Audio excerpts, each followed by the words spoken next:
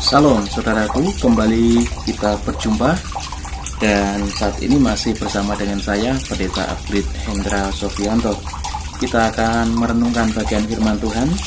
Kita akan belajar dari surat Filemon pasal yang pertama ayat 8 sampai dengan yang ke-14. Demikian firman Tuhan. Permintaan Paulus kepada Filemon mengenai Onesimus. Karena itu, sekalipun di dalam Kristus aku mempunyai kebebasan penuh untuk memerintahkan kepadamu apa yang harus engkau lakukan, tetapi mengingat kasihmu itu, lebih baik aku memintanya daripadamu. Aku Paulus yang sudah menjadi tua, lagi pula sekarang dipenjarakan karena Kristus Yesus, mengajukan permintaan kepadamu mengenai anakku yang didapat selagi aku dalam penjara, yakni Onesimus. Dahulu memang dia tidak berguna bagimu, tetapi sekarang sangat berguna baik bagimu maupun bagiku. Dia aku suruh kembali kepadamu, dia yaitu buah hatiku. Sebenarnya aku mau menahan dia di sini sebagai gantimu untuk melayani aku selama aku dipenjarakan karena Injil. Tetapi tanpa persetujuanmu, aku tidak mau berbuat sesuatu supaya yang baik itu jangan engkau lakukan seolah-olah dengan paksa, melainkan dengan sukarela. Saudara, renungan pada kesempatan ini, tetaplah melayani. Saya memberi tema itu. Tema kita apa? Tetaplah melayani. Saudara, mengapa jenengan masih mau melayani Tuhan? Karena pada kenyataannya, saudara, Paulus mengatakan bahwasanya, aku Paulus yang sudah menjadi tua, lagi pula sekarang dipenjarakan karena Kristus. Satu kenyataan bahwasanya orang yang setia melayani seperti Paulus, orang sekali berpaulus, saudara, orang yang begitu luar biasa dipakai Tuhan. Bahkan dia menulis kitab Perjanjian Baru ini mungkin lebih dari kalau 50%. Banyak surat yang dia tulis yang menjadi paugeran hidup saya dan saudara. Banyak jemaat yang sudah Paulus tanam dan bertumbuh dengan luar biasa.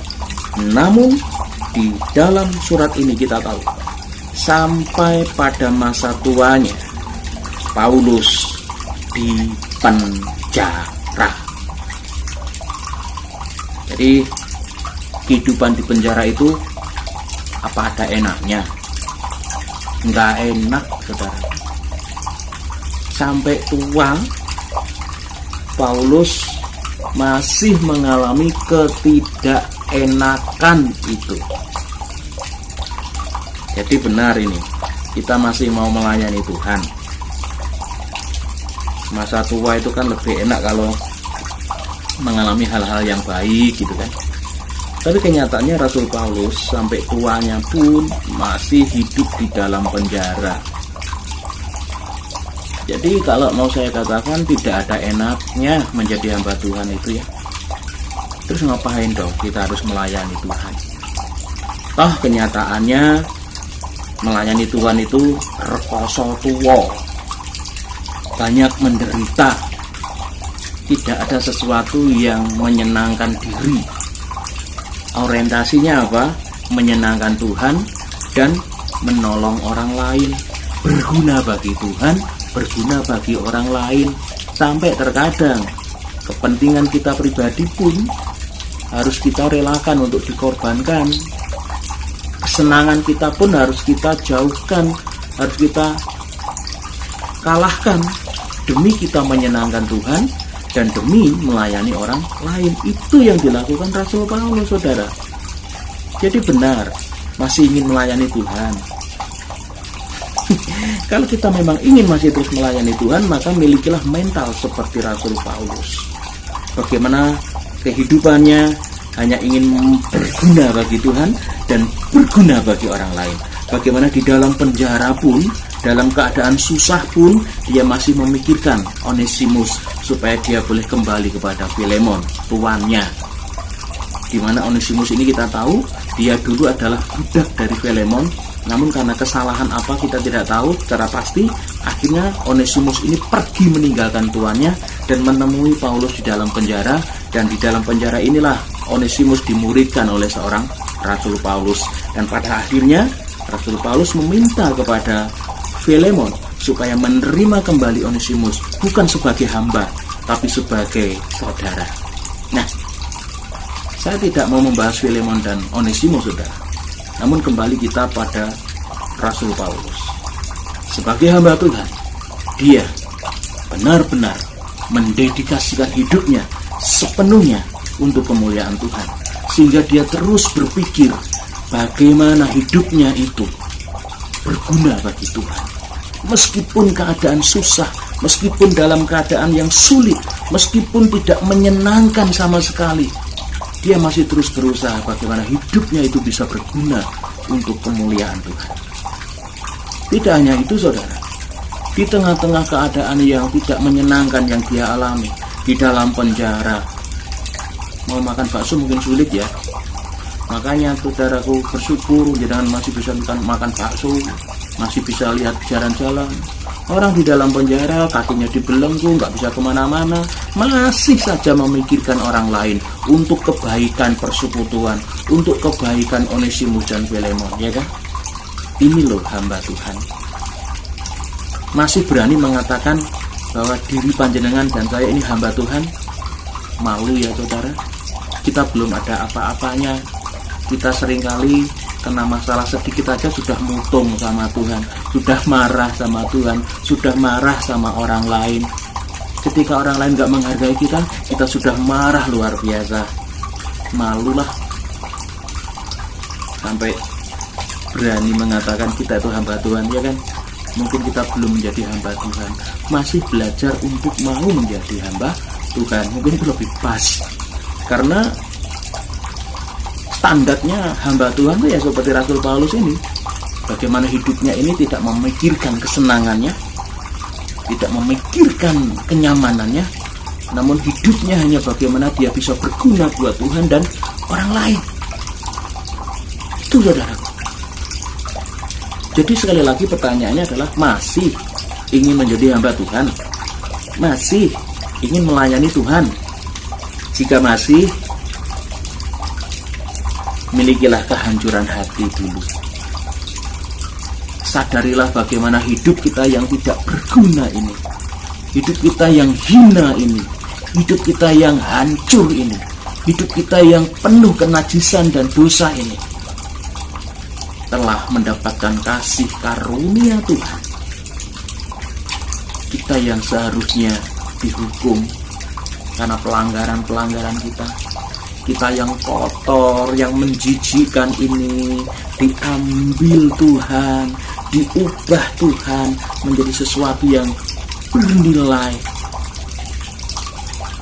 Saudaraku, Paulus pun demikian. Sebelum dia menjadi alat bagi kemuliaan Tuhan yang luar biasa, dia mengalami yang namanya kehancuran hati.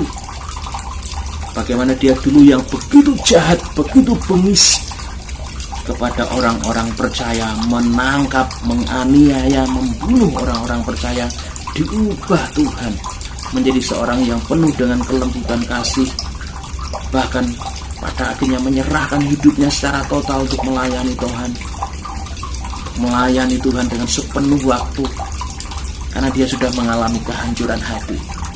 Dia mengalami titik balik yang luar biasa. Dia berjumpa dengan Tuhan secara pribadi waktu perjalanannya ke Damsyik. Dia ditolong oleh Tuhan melalui Ananias. Disitulah dia mengalami pergumulan batin dengan Tuhan, dan pada akhirnya dia tahu bahwa dahulu yang baginya menyenangkan, dahulu yang baginya adalah kebanggaan, ketika dia mengenal Yesus Kristus Tuhan, semuanya dianggap sampah, semua ditinggalkan, dan dia hanya ingin satu hal, yaitu melayani Tuhan. Makanya dia dipenjara bukan karena maling ayam, saudara. Dia dipenjara bukan karena pelecehan seksual, saudara. Paulus dipenjara karena dia melayani Kristus, Yesus Tuhan yang telah menyelamatkan jiwanya. Kalau saya dan saudara sudah mengalami keremukan hati, kehancuran hati bersama dengan Tuhan, kita merasakan bagaimana Allah itu begitu luar biasa memproses hidup kita sehingga kita menjadi bernilai di hadapan Tuhan. Kalau kita merasakan hal itu, saudara, maka kita melayani Tuhan itu nggak usah disuruh-suruh, nggak usah didorong-dorong, dengan kesadaran hati yang dari dalam hati kita akan tahu bagian kita ini adalah melayani Tuhan Yesus, sehingga hidup kita ini berguna bagi Tuhan dan berguna bagi orang lain. Jangan bilang kita mengasihi Tuhan tapi hidup kita membenci saudara-saudara kita. Itu kontradiksi, saudara. Kalau kita mengasihi Tuhan, maka semakin besar juga kasih kita kepada sesama orang lain. Mari belajar dari seorang Rasul Paulus. Alamilah dahulu kehancuran hati. Temukan, rasakan, kecap bagaimana kebaikan Tuhan boleh panjenengan alami.